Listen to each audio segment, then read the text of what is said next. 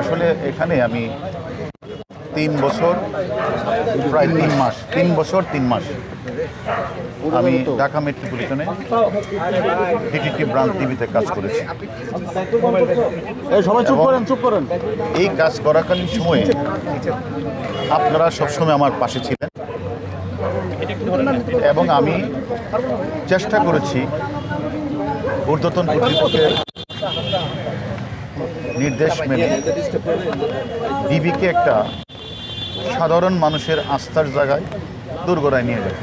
এবং আমি কিন্তু আমার এই চাকরির 3 বছর 3 মাসকালীন সময়ে আমি সাধারণ মানুষের কাছে ডিবিকে একটা আস্থার জায়গায় পরিণত করেছি। বাংলাদেশের প্রতিটি মানুষ তথা বিশ্বের মানুষ জানে যে কারো কোনো সমস্যা হলে ডিবিতে গেলে প্রবলেমটা সলভ হতে পারে। এই মনে করে অসংখ্য মানুষ আমাদের কাছে আসছে।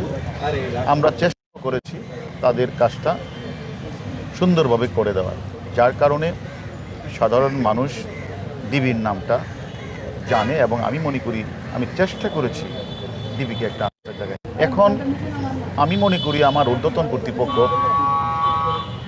আমাকে আস্থা এবং বিশ্বাস রেখে আরেকটি জায়গায় পদায়ন করেছে, বিস্তৃত পরিসরে কাজ করার সুযোগ প্রদান করেছে।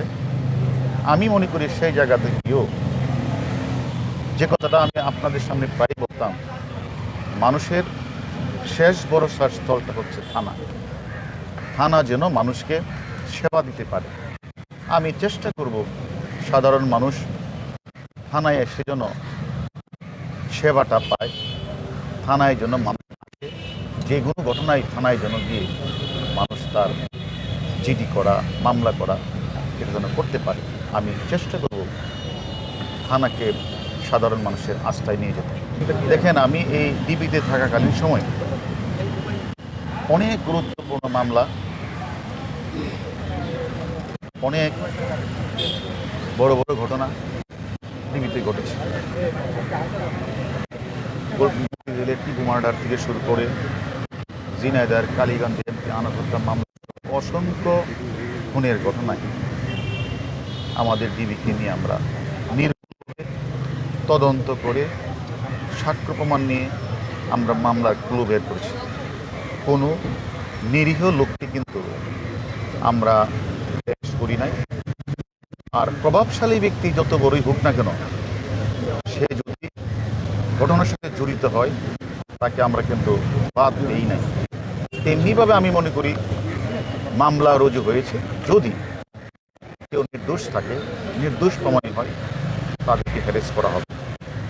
এবং যারা ঘটনার সাথে প্রকৃতভাবে জড়িত, যারা বিভিন্ন জায়গাগুলিতে আগুন লাগিয়েছে, স্বপ্নের মেট্রো রেলে ভাঙচুর আগুন লাগিয়েছে, রাষ্ট্রীয় বেসরকারি থানাগুলিতে আগুন লাগিয়েছে, আমাদের পুলিশ সদস্যকে জ্বলিয়ে হত্যা করেছে, এই সকল ঘটনার সাথে যারা জড়িত তাদের কাউকে